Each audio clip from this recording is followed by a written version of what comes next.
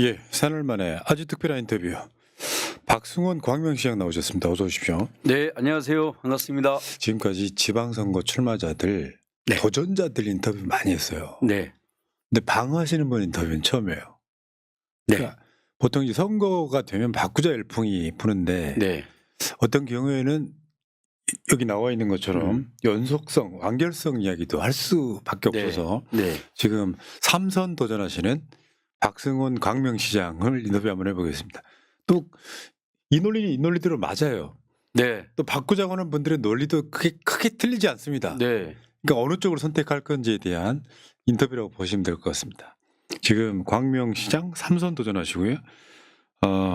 민주당 참 좋은 지방정부위원회 위원장이시고 민주당 전국자치분권 민주지도자회의 상임대표시고 네, 광명 그렇게 크지 않은데 네. 광명시장님은 크신 것 같아요. 감사합니다. 제가 그 일을 맡게 된 것은 제가 이제 지방의원을 광명시의원도 하고 경기도의원도 2번 했거든요. 네.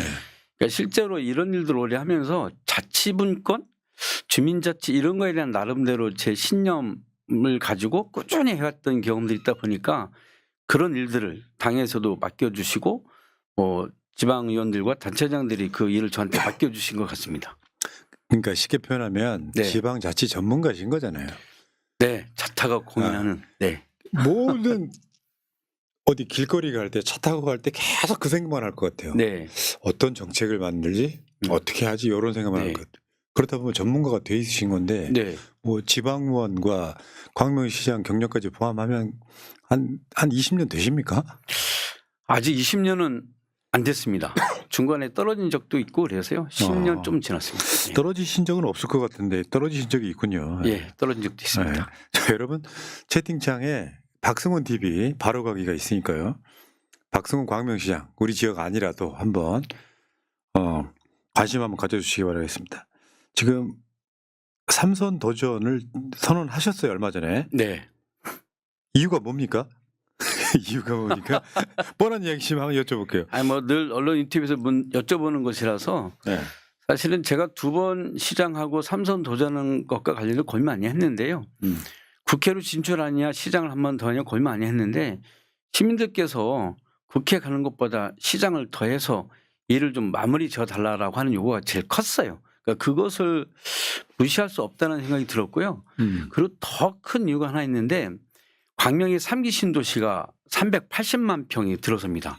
인구가 16만 명이 들어오고 수도권에 제일 큰 건데 이것을 눈앞에 목전에 두고 그만둔다는 것은 저로서는 그게 제 스스로 이 책임성 때문에 도저히 그 용납이 안 되더라고요. 그래서 이거는 마무리를 해야 되겠다는 생각이 컸습니다. 왜냐하면 광명시가 인구가 30만 명밖에 안 되거든요. 그리고 1981년도에 도시가 만들어졌는데 기존에 만든 도시가 너무 밀집되어 있고 기반시설이 하나도 없습니다. 그래서 3기 신도시가 만들어질 때 이게 2031년에 완성이 되는데 앞으로 4년 동안 이 어떻게 하면 아파트를 적정하게 짓고 어떻게 하면 경제도시로 갈 수 있는 이 산업 기반을 만들고 또 시민들이 쾌적하게 살 수 있는 어떤 친환경 도시, 시민 도시를 만들어가야 되는데 이것을 책임 있게 완성하고 마무리하는 것이 제가 해야 될 마지막 역할이라는 생각을 했어요. 예. 그래서 결심하게 됐어요. 그러니까 이게 보통이요 민주당 그 네,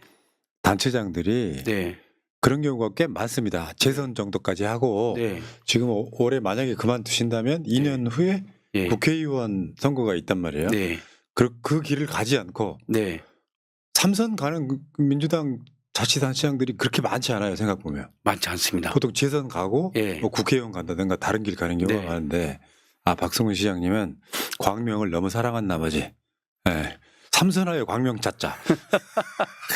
아니 사실 시민들께서 시장직도 잘 수행하지만 저보고 국회 체질이래요.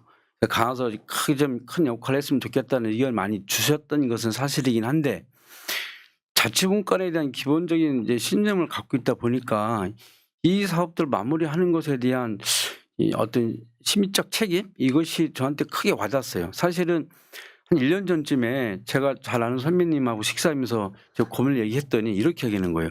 국회 가는 것과 시장 한 번 더 하는 것과 어떤 게 더 가슴이 뛰냐. 가슴 뛰는 것을 하라 이렇게 얘기하시더라고요. 그래서 이제 하룻밤 자고 나서 곰곰이 생각해 보니까 국회 가는 것보다 삼성시장으로 일을 하는 것이 더 가슴이 뛰더라고요. 이게 좀 저 솔직한 생각인데 그래서 결심하게 됐어요. 잘하셨어요. 네. 예. 어떤 그 선택의 순간순간에 네, 어떤 선택을 할지 고민할 때가 있는데 네, 나는 광명시장 3선 하겠다. 네, 이 시간이 안 맞습니다. 국회의원 선거하고는 네. 2년을 내가 해놓은 일이 있는데 네, 결론적으로 말하면 내가 마무리할게. 뭐 네. 이런 거죠 지금. 네, 예. 네. 근데 그 저는 그 행정하고 정치가 좀 영역이 좀 다르다고 생각해요. 좀 다릅니다. 어떻게 보면. 예, 근데 정치적인 센스는 얼마나 있으실까. 그러니까 왜 사실 정치 중립성을 요구되는 자리이긴 합니다. 그 네. 자리가.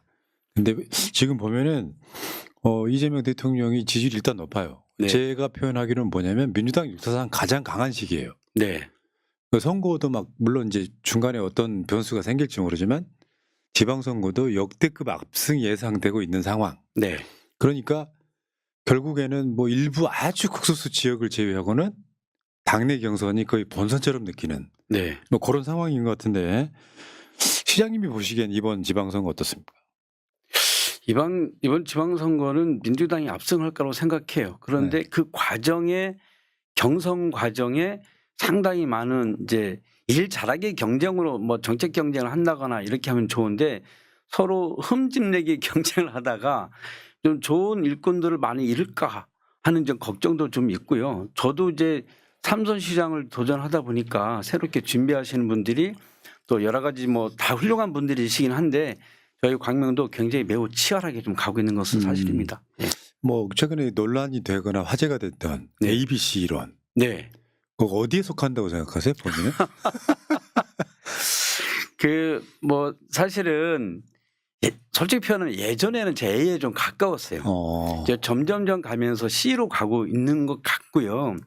그런데 실제로 정치하는 사람, 공적 영역에서 일하는 사람들은 자신의 신념과 가치를 버리면 안 된다는 게 생각이에요. 그러나 그 시민적 관점에서 시민의 이익을 위한 일들을 잘 찾아서 해내는 일이 굉장히 중요하다. 이 정치하는 사람들은 모두가 다 공공재로서의 역할을 하는 거거든요. 그래서 그 공공재 역할을 하면서 시민에게 이익이 가는 일, 그러나 이것 시대적으로 꼭 필요한 일들을 잘 찾아내서 하는 것이 필요하기 때문에 A든 B든 C든지 간에 궁극적으로 정치하는 사람들은 C가 될 수 있도록 노력하는 것, 교집합이 될 수 있도록 노력하는 것이 굉장히 중요하다고 생각하고 있습니다. 그렇죠, 그렇죠. 네. 그러니까 이게 어떻게 보면 A는 어떻게 보면 이념일 수 있어요. 그렇죠. 이념. 예. 예. 그리고 이 C 같은 경우는 이제 자신의 이익과 네. 이념, 철학이 이렇게 네. 어우러진. 네. 그 실제로 대통령이 얼마 전에 그 제주 타운홀 미팅에서 하신 말씀 있죠. 네. 막스 베버가 얘기한 예, 균형 감각을 가져야 한다. 예. 예. 그러니까 정치인이 신념 가치 실험하는 건 옳지 않다. 네. 다수 국민의 최대 행복이 중요하다. 네. 여기 이제 실용주의 아니겠습니까? 네. 김대중 대통령께서도 늘 말씀하셨던 것이 정치인들은 서생적 문제의식과 상위적 현실 감각을 키워야 한다라고 하셨잖아요. 그게 정말 쉽지 않습니다. 그러나 그러함에도 불구하고 이게 국민적 관점에서 맞다라고 하면 국민적 관점에 이익이 된다라고 한다면 그 방법을 잘 찾아서 하는 것이 저는 매우 중요하다고 생각합니다. 본인은 그쪽에 속한다고 생각하세요? 네, 저는 그렇게 생각합니다. 그게 왜 그런 생각을 하냐면 저는 현안이 있으면 토론을 해요. 특히 이제 재개발 관련해서 찬성과 반대가 있으면 양쪽을 다 오시게 해서 충분히 토론하게끔 하고 사전에 동의를 구해서 이 모든 내용들은 다 이렇게 서로 동의하에 동영상도 찍고 하면서 토론을 통해서 그렇게 진행하는데 다소 속도는 늦어질 수는 있으나 서로 갈등을 조정하고 갈등을 줄여나가는 역할에서 굉장히 중요한 역할들을 하고 있는 거고 제가 500인 원탁 토론 1년에 한 번씩 꼬박꼬박 하는데 그 과정에서 토론하다 보면 집단 지성이 형성이 됩니다. 제가 볼 때 저건 좀 아닌 것 같은데도 막 토론하다 보면 그것이 좋은 형태로 좀 더 발전돼서 의견이 모아지는 과정들을 제가 시장 8년 하는 동안 수없이 봤기 때문에요. 저는 역사는 앞으로 발전한다고 말했던 것처럼 시민들을 믿고 하면 다 가능하다. 이런 좀 나름대로 신념이 있어요. 어디서 많이 들어본 멘트인데요. 네. 결국 국민이 합니다. 예. 늘 이재명 대표님께서 정치하는 것 같지만 국민이 한다고 말씀하시잖아요. 시민들 다 함께 모아서 현안에 대해서 기본 사유에 관해서 또는 이제 노인 빈곤 문제에 관해서 토론하자고 하면 거기에 대한 해답을 잘 내놓으셔요, 실제로. 근데 그걸 믿고 하느냐 안 하느냐 차이인 거죠. 자기가 하고 싶은 대로만 하려고 하면 그 방향으로 막 끌고 가다 보니까 갈등이 생기고 그러는 거죠. 그래서 그걸 다 내려놓고 한번 토론해 봅시다 라고 이야기하다 보면 찬반을 논의하는 과정에서 합의를 반드시 원하게 되더라고요. 그러니까 그 오늘이요. 네. 정청래 당대표가 네. 여야정 협의체에서 한 말이에요. 네. 그러니까 기본소득에 대해서 네. 제가 이 방송 초창기 때 네. 그 성남시로부터 기본소득 관련한 토론을 네. 한번 이렇게 받은 적이 있었는데 처음에는 이해가 안 됐어요. 네. 왜 국가가 돈을 공짜로 주지? 이런 느낌이었다고요. 네. 시간이 지나 보니까 음. 아, 시대가 지금 AI와 로봇의 시대가 되면 사람들한테는 일자리가 없고 네. 이럴 때 국가는 돈을 많이 버는 상태면 네. 기본소득이 있어야 되겠구나. 네. 그러니까 오늘 정청래 대표가 해안이라고 표현했거든요. 네. 그 저는 제가 봤을 때 박성원 시장님은 아까 말씀하신 것들이 그 철학이 그대로 녹아 있어요. 네. 그 철학으로 뭔가 다른 어떤 것들을 받아들이는 과정도 보면 훨씬 더 이렇게 수용성이 높으실 것 같다. 네. 이런 생각을 해봤고요. 자, 일단 알겠습니다. 민주당 내 경쟁이 지금 거의 전쟁에 가깝다. 네. 자, 근데 광명시장 지금 3선이니까 네. 사실 연임 마지막이잖아요. 네. 이번에 네. 이제 하면 이제 더 이상 할 수 없죠. 쉽게 표현하면 방어전이에요, 방어전. 방어전입니다. 근데 이번에도 도전자들이 거세. 이거 보니까 한번 볼게요. 지금 예비 후보들 김영준, 박승원, 안성환, 양희원이요. 저분들 중에는 새날 고정 출연자도 계세요. 네. 근데 지금 이게 광명에 가니까 제가 이 분위기 보니까 거의 전쟁이더라고요. 네. 어떻습니까? 방어전 지르기가 녹록치는 않으실 것 같은데. 근데 그 김영준 후보는 전 도인이시고 또 안성환 후보는 현재 시의원이고 또 양희원 후보는 전 국회의원이잖아요. 사실 개인적으로 다 잘 알고 기본적인 신뢰가 다 있는 분들이에요. 기본적인 신뢰가 있는데 선거전만 되면 덜 변한다 이거죠. 어쩔 수 없는 현상이죠. 경쟁을 해야 되니까. 그 어쩔 수 없는 현상, 그것을 어떻게 잘 참아내고 극복해내느냐도 굉장히 중요한 문제이고요. 네. 근데 저 포함해서 4명이 이제 뭐 착한 경쟁하자, 정책 경쟁하자, 우리 서약도 다 하고 했습니다. 그래서 이제 저희가 조만간에 아마 오늘 떴는데 주말에 그 여론조사 경선이 진행될 것 같아요. 그래서 그 경선 끝나고 나면 또 다시 서로 합심해서 민주당 승리를 위해서 다 열심히 하실 분이라고 생각하고요. 다 지역사회에서 오랫동안 활동하고 다 역량이 있으신 분들입니다. 예. 그러니까 평상시 때 친한데 네. 선거 치를만 되면 왜 저렇게 덜변들을 해가지고 사람 괴롭히나. 아니 제가 2등, 3등 달리면 저도 그럴 수 있을 것 같긴 해요. 내가 1등이다. 근데 그 제가 늘 선거 치르면서 그 첫 번째 하는 게 뭐냐면 선거법 책자 다 보게 하고요. 나는 네거티브 하지 않는다. 늘 이야기를 이제 선거 같이 하는 분한테 얘기하는데 우리가 그런 어떤 습관 문화가 좀 필요한 것 같습니다. 네. 근데 이게 우리가 잘못하면 이재명 대통령께서 옛날에 도의사 선거 치르면서 그 나왔던 모든 정확하지 않은 정보를 가지고 국민의힘에서 이용했던 것처럼 우리가 그런 것까지도 좀 이렇게 고민해 가면서 좋은 경쟁할 수 있도록 같이 노력했으면 좋겠습니다. 근데 지금 인구 30만 광명인데 이제 네. 신도시 부분도 있을 것 같고 네. 자연스럽게 재개발, 재건축, 네. 그다음에 이제 거기 먹거리라고 할 수 있는 테크노밸리 네. 이런 것들에 대한 그 시각이 이런 게 다르다 이런 측면에 생기는 갈등 아니에요? 알고 보면 본질적으로는. 특히 재개발, 재건축에 대한 갈등의 차이는 있죠. 근데 이 재개발, 재건축 사업의 가장 핵심이 뭐냐면 그 토지나 주택을 가지고 계신 분들은 재산권에 굉장히 민감하세요. 그래서 찬성과 반대가 있고 심한 경우에는 한 지역에 그 차이가 한 5개 그룹까지도 있습니다. 그분들의 이해관계가 워낙 다르기 때문에 그것을 잘 조정해서 가는 것이 필요한데 시가 이 방향을 잘못 설정을 한다거나 또는 어느 한쪽 편을 설게 되면 그 안에서 갈등이 커지기 때문에 그 갈등을 조정하고 이해시켜 나가는 과정들이 필요하거든요. 근데 그 과정에서 보면 여러 가지 문제들이 생기면 가장 시청협회 와서 이제 데모도 하시고 여러 가지 하거든요. 시청에 대해서 이런저런 고소고발도 많이 하고 이렇게 하는데 사실은 이 부분은 정치하는 사람들, 특히 행정하는 사람들은 굉장히 잘 다스려야 다뤄야 하는 그런 측면이 있습니다. 그래서 균형 감각을 갖고 가는 것, 그리고 공정하게 가는 것, 투명하게 가는 것에 대한 좀 객관적인 틀을 잘 만드는 거 이끌어가는 게 필요하다고 봐요. 말씀인 즉 네, 내가 이런 거 많이 해봤다. 네, 갈등 조정도 내가 제일 잘할 수 있다. 네. 뭐 이런 느낌으로 제가 들려요. 제가 봤을 때는. 그런데 굉장히 힘들어요. 그 과정에 그럼 그만 두시면 되잖아요. 그러니까 사실은 솔직히 도망가고 싶은 마음이 들 때도 있었어요. 이렇게 하면 일이 많은데 힘든데 쉬었다가 그냥 국회의원 출마하면 이런 생각도 해봤는데 하여튼 이 가슴 안에 그렇게 삼선 출마해서 이 사업을 연속성 있게 완결하겠다라는 게 더 크게 와 있는데 예. 어떻게 합니까? 운명인데. 예. 잘 방어하시기 바랍니다. 네, 알겠습니다. 이게 이 또한 지나 가리라 예, 이렇게 예, 되는 예. 거라서 지금 오늘 이야기한 것 중에 연속성 완결성이에요. 네. 지금까지는 출마하신 분들이 이제 도전자들 인터뷰만 해봤단 말이에요. 네, 근데 사실은 이제 오늘 주제는 이런 거예요. 네, 다시 말씀드리지만 지금 보면 이번 선거 때 연임 못 하시고 그냥 끝나는 시장 도지사 이런 분들도 꽤 있거든요. 네, 근데 그때 나왔던 이야기 중에 하나가 야 이거 내가 이거 시작해가지고 지금 이게 이제 완결을 해야 되는데 어떤 경우는 이 정도 도시 되면은 재선을 주자 뭐 이런 이야기들이 꽤 나옵니다. 네, 네, 그거 한번 여쭤보려고 그래요. 네, 무엇을 어떻게 네, 연속성 있게 완결을 할 거냐 이거 한번 여쭤보려고 그러는데 네, 지금 8년 동안 뭘 하셨고요. 네. 그다음에 앞으로 뭘 더 해야 하셔야 되는지 한번 여쭤볼게요. 8년 동안 하면서 사실은 제가 여러 가지 일들을 했어요.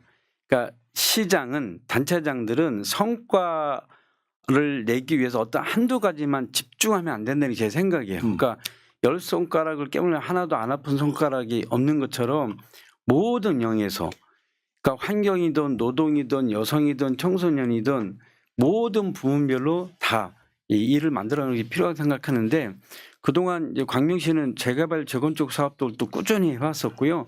그리고 이제 시민 주권 도시를 만들어가기 위한 일 그리고 제가 무엇보다 중심을 했던 것이 기본소득과 기본사회 정책 특히 그중에 지역화폐 정책을 통해서 민생경제 살리를 많이 해왔어요. 특히 코로나 시기에는 저희는 코로나 시장으로 불렸잖아요. 아무 일도 하지 못했던 그런 상황인데 민생경제를 살리고 공목상권을 살리는 일에 저는 정말 최선을 다해서 해왔고요. 삼선 시장이 되면 해야 할 과제들이 가장 큰 게 아까 말씀드렸던 것처럼 3기 신도시인데 어디 생기는 거예요? 이 광명시흥 3기 신도시라고 합니다. 시흥의 일부, 광명의 일부 같이 들어서는 거예요? 광명시가 60%, 시흥시가 한 40% 정도. 그러면 광명 인구가 꽤 늘어나겠네요? 예, 저희는 거기 16만 명이 들어오니까요. 뭐 언젠가는 한 50만 명 되겠네요. 50만 명 가까이 될 거라고 봅니다. 예. 여기 지금 인구가 갑자기 늘어날 이 신도시가 완성이 언제 됩니까? 지금 국토부 목표는 31년입니다. 31년 예. 얼마 안 남았네요. 31년인데 조금 늦어질 것 같긴 해요. 올해 좀 토지 보상이 다 진행이 되면 내년부터 본격적으로 사업이 진행될 것 같습니다. 그러니까 여기 지금 인구가 갑자기 늘어났을 때 네. 우리는 어떻게 할 거냐? 네. 이거 지금까지 이렇게 끌고 온 사람 입장에서는 이거 나만이 대안을 만들 수 있다 뭐 이렇게 네. 들리네요. 네. 제일 중요한 게 교통 문제거든요. 네. 이게 인구가 그만큼 들어오면 도로나 철도를 잘 깔아서 가야 되는데 지금 광명은 서울로 가려면 안양천을 건너가야 되거든요. 그럼 안양천을 건너가는 직결 도로를 지상으로 내든 지하로 하든 해야 되는데 그 서울로 넘은 직결도로 4개를 LH와 협의보면서 확정을 정했어요. 이것을 어떻게 3기 신도시 완성되기 전에 완성을 하느냐에 관한 문제가 있고 또 하나는 3기 신도시를 질 때 실제로 주택만 많으면 안 되잖아요. 거기가 자족 경제가 될 수 있는 어떤 산업 기반을 만들어내는 것 이것이 두 번째로 중요해요. 인프라. 그리고 그 과정에서 제가 이제 좀 계획을 갖고 있는 것이 글로벌 문화 수도를 만드는 겁니다. K 콘텐츠가 대한민국의 이 K 콘텐츠 굉장히 뛰어나잖아요. 글로벌 문화 수도를 이 3기 신도시에 만들겠다는 목표를 갖고 있고요. 그리고 거기에 K R&N을 유치해서 그런 문화 산업 도시를 만들어내는 것을 가장 큰 목표로 삼고 있습니다. 그러니까 여기 네. 여기 이렇게 되죠. 광명은 사실상 서울입니다. 네. 지역번호 똑같아요. 네. 02. 예. 그러니까 예를 들면 일산, 분당보다 더 접근성은 서울에서 더 좋다고 보는 게 일단 맞고요. 맞습니다. 근데 거기에 지금 인구가 갑자기 막 10몇만 명이 늘어나는 상황이 와요. 네. 그거를 이제 해왔던 내가 네. 준비를 해야 되겠다. 네. 이 과정에 LH하고 국토부하고 회의를 진짜 수차례 했습니다. 몇 차례 하면서 계속 지구계획에 대한 변경도 좀 하고 저희 씨가 요청하는 것도 했는데 LH를 설득하기 굉장히 힘들어요. 사실 LH는 주택에 대한 관심이 많지 않습니까? 저는 도시의 기반 시설을 갖춰가는 게 더 중요하다고 생각하고 그러니까 계속 충돌할 수밖에 없는데 이게 갑자기 좀 시장이 바뀌어 버리면 새로운 학습을 진행해 나가야 되잖아요. 그래서 이것을 책임 있게 완성하는 것이 좀 필요하다고 생각해서 결심을 했는데 사실은 기초 지방 정부가 힘이 약합니다. 아직까지는 우리나라는 그렇죠. 예. 국가 주도 성장으로 해 나가고 있기 때문에 지방 주도 성장으로 갈 수 있는 사람은 삼선의 경험을 갖고 있는 박성호만이 할 수 있다. 이런 좀 자신감 가지고 하려고 그래요. 선거 때 많이 듣던 이야기예요. 나만이 할 수 있다. 네.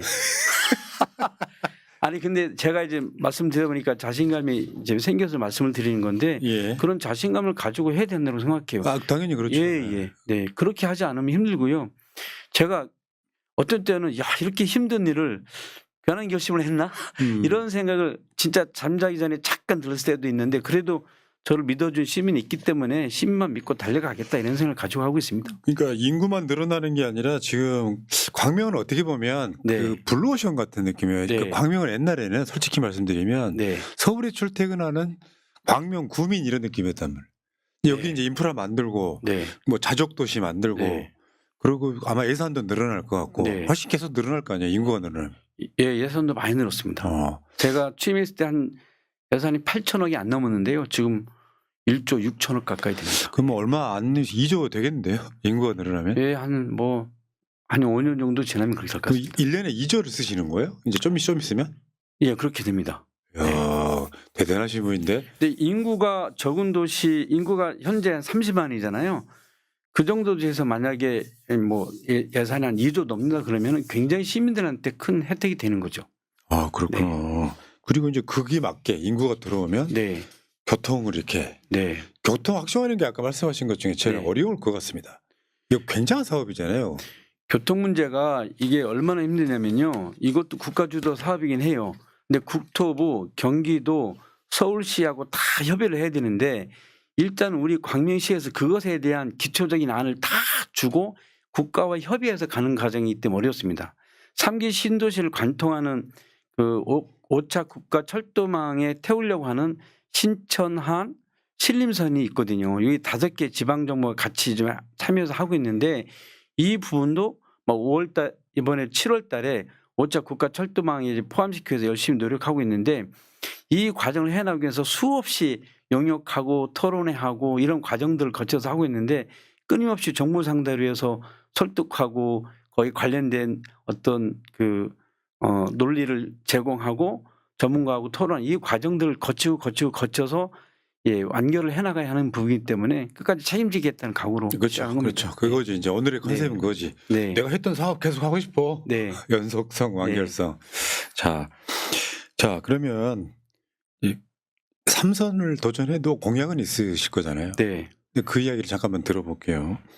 지금 제일 먼저 미는 공약이 아까 잠깐 이야기하셨어요. 네. 문화도시. 예. 거기는 뭐 옛날에 주택단지하고 네. 아파트들이 꽤 많은데 네. 영화 보려면 뭐 보려면 서울로 가는 경우가 꽤 많았잖아요. 많았죠. 네. 근데 지금 문화도시 만들겠다고 하는데 어떤 구상이 뭘까요? 한번 들어볼까요?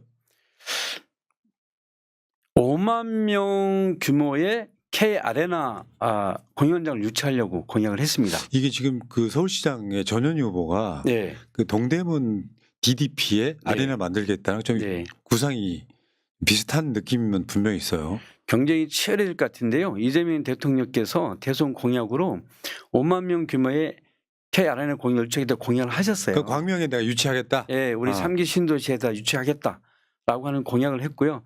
LH하고 협의를 좀 현재 하고 있는 상태이고 LH는 적극적으로 이것에 이제 함께 참여해 주기로 했습니다. 근데 그 땅을 어떻게 확보하느냐에 관한 문제인데 그 부지만 확보되면 광명이 최적의 부지다라는 얘기를 합니다. 왜냐하면 그게 KT에서 광명역에서 아주 가깝고 인천공항에서 가깝고 수도권 서남부 지역에서는 K 아레나 공연장이 없거든요. 아, 그렇네. 광명역. 예, 일단 광명역만 봐도 예. 생각해봐도 그러네요. 바로 옆에다 하는 겁니다. 바로 옆에다가 예, 예. 그 아레나가 스포츠 경기장도 생각하고 계세요? 스포츠 경기장하고 공연장 같이 해서 하는 거죠. 그러면 이제 예. 프로야구 팀을 유치할 수도 있겠네요. 현재 그렇죠. 팀을 지역으로 옮길 수도 있잖아요. 그렇죠. 예. 아, 그래서 거기에 이제 아레나 공연장만 있는 게 아니라 호텔, 스파, 체육공원, 미디어 센터 이런 것들이 다 집적해서 들어오면 하나의 문화산업 도시, 문화도시로 갈 수 있다라고 저는 보는 거죠. 이번에 저 BTS 공연을 네, 야외에서 하는데 네, 비 오면 어떡하나 네, 가슴 저렸던 건데 지금 네. 그쪽 dom구장이 한 2배 넘어가는 사이즈인 거죠. 그럼요. 어, 예, 예. 거기 한 2만석 조금 넘고요. 네, 예. 5만석 정도 네, 생각하신다 예. 그러니까 아이고 하시겠다. 네. 그다음에 또요? 두 번째로 생각하고 있는 것은 그 기존에 이재명 대통령께서 기본소득을 했잖아요. 아, 그래서 기본소득. 지금 기본사회로 넘어가고 있어요. 예, 그 우리 시민들의 근본적 삶의 기본적 권리를 다 누릴 수 있는 기본사회를 가져가는 여러 정책들을 하고 있는데 저희 시도하고 있습니다. 근데 저는 이 다음 단계가 기본 관계라고 봅니다. 기본 관계. 기본 관계. 왜냐하면 우리 사회가 성장하면서 점점 분화되고 있어요. 1인 가구가 많아지고 있어요. 그리고 노인 수명이 길어지고 있어요. 그러니까 실제로 혼자 사는 고립된 삶이 많아질 수밖에 없는 거죠. 그럼 이것을 어떻게 행복하게 살아갈 수 있는 지역 공동체를 만들어가느냐. 저게 굉장히 중요한 문제이기 때문에 기본 관계를 만들어 나가는 것, 지역 안에서. 그 과정 속에서 공동체적인 삶을 살아갈 수 있는 기본 사회를 만들어가는 이 역할을 하는 것이 중요하다고 생각해서 이번에 제가 참선을 하게 되면 대한민국 최초로 기본 관계가 무엇인지라고 하는 것에 대한 정확한 틀을 만들어 놓고 그 안에서 시민들이 기본적 삶을 행복하게 살아가고 있는 틀을 만들어 보려고 합니다. 제가 처음 드린 말씀입니다. 오늘의 핵심 단어가 나왔어요. 예. 기본 관계는 저도 처음 들어봐요. 네, 제가 처음 말씀드린 겁니다. 기본 사회, 네, 기본 관계. 네. 조금만 더 구체적으로. 대표님께서도 일정한 시기가 되면 일단 우리는 100세 이상 살아갈 수밖에 없잖아요. 네. 그럼 거의 혼자 살 수밖에 없죠. 지금도 1인 가구 굉장히 많고요. 청장년층도 혼자 사는 사람이 많습니다. 청년들 중에 고립 운동 생활하는 사람들도 많이 있고요. 집에서 혼자 밥 먹고 혼자 일하는 사람 많죠. 그런 사회가 완전한 사회는 아니라는 거죠. 근데 그들이 서로 연결되어져 있는 삶을 통해서 그 안에서 온라인과 오프라인에서 함께 공동체적인 삶을 누릴 수 있는 그 새로운 관계망을 형성해줘야 우리 사회가 건강하게 갈 수 있지 않겠냐라고 하는 거예요. 제가 정치를 하면서 가장 중요하게 생각하는 것은 모두가 공공의 선을 위한 공공의 행복한 삶을 만들어가기 위한 틀을 만들어가야 되는데 이것에 대한 고민을 이제부터 우리가 본격적으로 해줘야 된다고 생각해요. 다소 추상적이긴 하지만 그것을 태어나서 죽을 때까지 그 관계망들을 잘 형성해 주는 것이 필요하다고 보고 야, 있습니다. 그거 광명에서 한번 하겠다. 네. 기본 관계. 네, 하긴 요즘에 혼자 살다가 네, 발견이 안 되는 비참한 사고들이 꽤 많이 있지 않습니까? 네. 광명에서는 그런 거 없게 하겠다. 그래서 그 첫 번째 사업으로 청년들의 기본 관계를 우선적으로 하려고 합니다. 왜냐하면 청년들 많이 고립화되어 있거든요. 일종의 동아리 만들어주는 거예요? 아니면 5 담당제라는 거예요? 청년들이 이를테면 이런 거예요. 어떤 사이트에 모임을 형성하기 위해서 처음 낮은 단계로 들어가는데 한 단계 높여 가려면 비용을 더 내야 돼요. 더 높은 비용을 더 내야 돼요. 이것을 공적 영역에서 해주자는 거예요. 아주 질 높은 그런 컨텐츠를 제공해 주면서 이 커뮤니티 안에 들어오게끔 하고 그 안에서 많은 정보를 얻고 공유하게끔 하고 그리고 오프라인에서 그들이 그 공동체를 만들고 협동조합을 만들어서 운영할 수 있게끔 하고 그리고 그들이 창업할 수 있게끔 도와주고 사회적 관계를 형성하도록 하는 청년 기본 관계 사업을 우선적으로 하려고 합니다. 이야, 이제 시범적으로 그것부터 네, 먼저 하고 나중에는 하고. 중년, 노년 다 그렇죠. 이렇게. 네, 야, 광명에는 따뜻한 인간미가 흐르겠네요. 네. 야, 제가 기본 관계라는 말 듣고 이분 찐이다 이런 생각이 든 게 네. 업그레이드 시켜야지. 네. 누구나 대통령 따라할 수는 있죠. 네. 뭐 기본소득 뭐 네. 따라할 수 있는데 기본 관계는 이거 누구 아이디어예요? 시장님 아이디어. 제 아이디어고요. 제가 한 2주 됐는데 제가 광명에 청년동이라고 있어요. 청년동에서 이제 청년 정책을 많이 하고 있는데 제가 많은 정책을 하고 있는데 핵심적으로 하나만 좀 해보자. 핵심적인 거, 메인이 될 수 있는 거. 그래서 그거 가지고 이제 논의하다 보니까 청년 기본 관계라는 얘기가 그 안에 함께 나오면서 알겠습니다. 논의를. 진짜 훌륭하신데요. 네, 예. 이 아이디어가 이렇게 넘치는 거예요. 네. 모방은 뭐 창조의 어머니라고 네. 그러잖아요. 기본 사회? 우리는 기본 관계까지 가자. 네. 훌륭하십니다. 이게 그냥 나오는 게 아니고요. 네. 꾸준히 한 7, 8년 동안 이 청정 정책을 하다 보니까 이 단계로 성숙해져 가는 네. 거죠. 네. 광명 11구역 3끝 대책위님께서 재개발 신경 써주세요라고 이렇게 댓글 네. 주셨습니다. 잘 하겠습니다. 예. 여기 네. 이 카메라 보시면서 예. 마지막 인사. 상급 대책위원장님 잘 하겠습니다. 네. 마지막 인사 여기다 하시면 될 것 같습니다. 예. 네, 광명 시민 여러분 그리고 새날 시청하시는 여러분들 이번 지방선거가 정말 일 잘하기의 경쟁으로 인해서 대한민국의 혁신가 유능한 지방 정부를 이끌어 나갈 수 있는 그런 유능한 일꾼이 나올 수 있도록 함께 힘써 주시기 바라고요. 광명에는 박성훈이 있다는 것을 꼭 기억해 주셨으면 좋겠습니다. 박승원. 자, 박승원 광명시장과 함께했습니다. 네. 다음에 때 뵙겠습니다. 고맙습니다. 네, 감사합니다. 네.